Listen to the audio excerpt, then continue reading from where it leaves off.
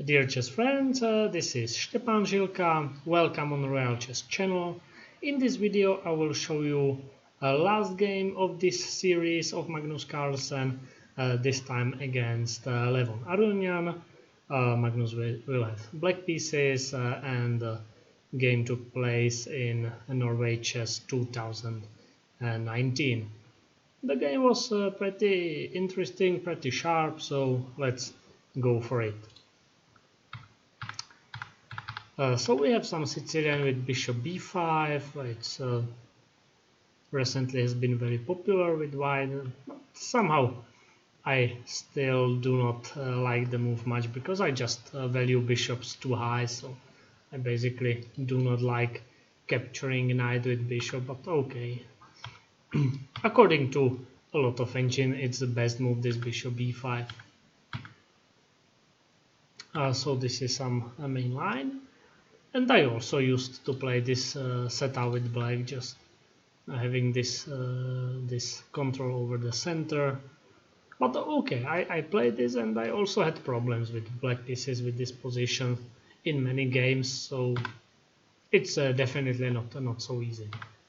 Castle, white has good pieces. Yeah, he has this good knight. The bishop has no many useful squares. Okay, e6 is sort of good square, but it's the only square and not so useful. After some b3, for example, it's not so useful. So queen c7, bishop e3 standard, knight bd2, knight e7. And here Levon decided to go with a3. This is, I would say, quite typical move. White want to play b4, and after exchanges he will open his rook on a file and bishop on e3, and opening two such strong pieces like rook and bishop is just quite an achievement. So I like this a3 move, b4, and this is normal position. Just according to computer, white is slightly better, but yeah, he's missing two bishops. f5, very good move. And Magnus will go for some kingside attack, typical for some King's Indian, so it will be some sort of this attack. Bishop e6, knight g5, bishop d7.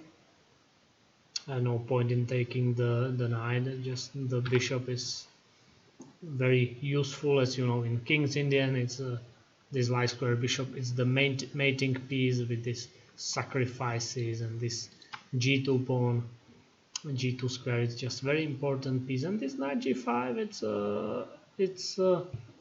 it can give black some tempi to play h6 g5. So just it's by far not a loss of tempo. It's by far not. So h6, f4. Okay, the engine says that the first look that f4 is not very precise because of its statically weakening this e5 pawn, but it should be fine, and it's very typical for this structure to play like this. So I like this.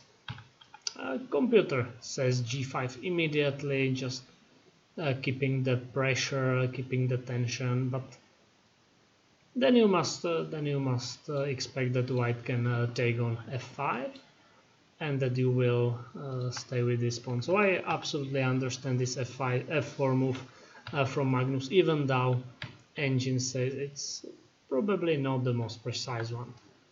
g5, and I pretty like this straightforward, and this is chess which I understand. Just go g5, knight g6, h5 or g4 immediately, and just push the king side and sacrifice f3 pawn, knight f4, and mate. This is very straightforward plan. So knight g6, d4. Of course, Levon Aronian doesn't want such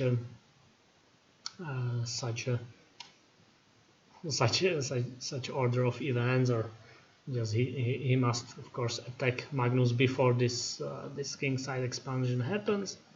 So he opens the center, g4, exchange, and plays c3 keeping the bishop, and just he would like to have these two central pawns with some options, maybe to later have e5 square for the knight. Okay, Magnus played c5 exchange, and I think just black is perfectly placed here, attacking the g2 with the various ideas, capturing on f3, knight h4 immediately. A lot of ideas there. Knight e6, king h8, what is the reason behind? Okay, knight h4 immediately runs into check. That's the main point behind this king h8, so that's why Magnus first hides the king, and now he threatens to go knight e5 or knight h4. So knight f5 happened, and now, as you see with the arrows, both the bishop and knight is very useful with the kingside attack, so that's the reason why Magnus decided to take with the rook, sacrifice exchange, and attacking the f3. Of course, having some options to bring rook to the g file, and this looks very dangerous for Levon Aronian, but he almost certainly had things calculated well, because it's equal according to computer. f6 happened, this is the correct move. Queen takes f6, rook a6, queen g7, and rook takes h6, so this was almost certainly his calculation. Queen takes h6, queen e5, queen g7, but now he blundered. I don't want to say he made a mistake, I would say he blundered. According to engine, this is like 0.6. He made 0.6 mistake, but in this position it looks too much for me, because he has two options. He has the option to just take and take on h4, stay with the knight on this bad square on the corner where black is just running. This was the game, and he has another option to go knight takes h4 immediately, and after queen takes e5 just recapture with the knight in the center, attacking the bishop and getting closer to these squares. So I'm just, this looks very, to me this looks like a very bad blunder from him, just a very endgame blunder, or at least a huge mistake. I don't think that I don't know what happened here, because I think it's very hard to overlook this option.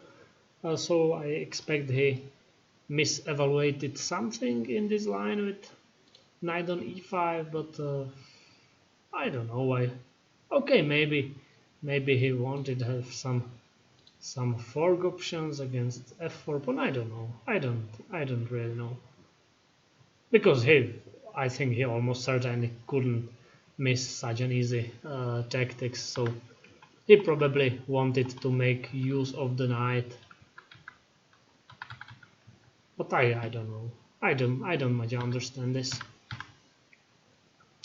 And now, of course, Magnus is much better with this rook supporting the pawn. White having the passive rook, also the knight on the edge of the board is badly placed, so pretty obvious advantage for black. King d5, I'm not sure. I'm not sure if black couldn't try to make use of this knight on the corner more, but probably not. No, it looks reasonable.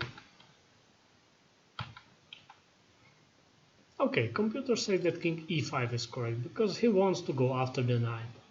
Because the knight has only one square, and this is f5 square, so if you take the square, you can be threatening to win the knight. Something like g3, it's just not a very good option for white. So this looks like something Magnus overlooked, because this bishop e8 is just allowing the knight to escape a bit, like with a quite nice trick with g4. this was what Levon should play, because after taking you attack the pawn and you fork. So this was the correct idea, but okay, it's not the most obvious continuation in the world. It's possible to find it, but it's not entirely obvious. King c1, king c4, again king e5 all the time is absolutely winning, just chasing the knight on the edge, just winning. So king c4, another mistake from Magnus, but the position is still on the close to winning for Magnus. Again, there was option to play g3 or g4 with the same idea. Just after g2, just forking from e3. So this could be something what Magnus misevaluated a bit, or I don't know. Rook a6. Maybe he saw some options to chase the knight even in the center, because still the knight has no squares, just missing quite a lot of escape roads. So maybe this was Magnus's idea to surround the knight a different way, but yeah, and finally he was successful with this knight g7, bishop g6, and the king d2 is decisive mistake, or okay, it's probably already decided, but after king d2, king d5, the knight is cornered. There's no way how he could escape this. Rook a7, rook takes g7. So in this position, Levon Aronian resigned. So this is end of this game. This is end of this series of 10 videos about Magnus Carlsen, the world champion. I hope you like it. I think we will see each other in some next videos. So once again, if you like, you can try Alien Chess application developed by me.